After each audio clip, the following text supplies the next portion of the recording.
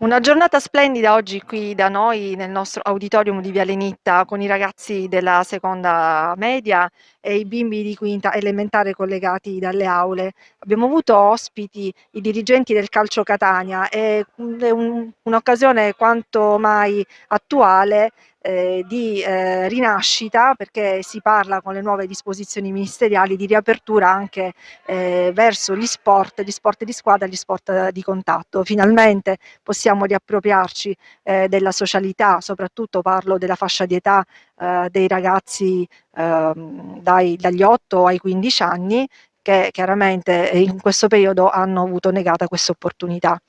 Dal nostro dibattito è emersa una idea fantastica subito accolta dal nostro mister, quello di realizzare degli stage sia qui a scuola che a Torre del Grifo per i nostri piccoli alunni della primaria e delle medie e soprattutto attività in PCTO, quindi l'ex alternanza scuola-lavoro per i ragazzi dell'alberghiero.